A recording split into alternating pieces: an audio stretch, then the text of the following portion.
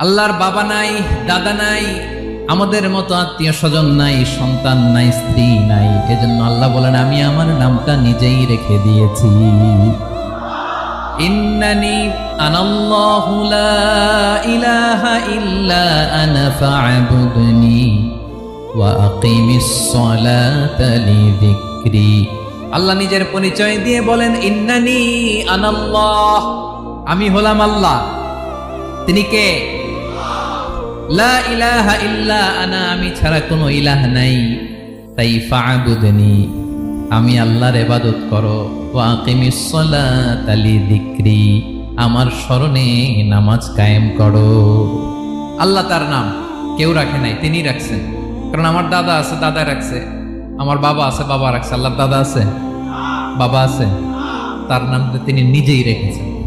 ঠিক কিনা বলেন?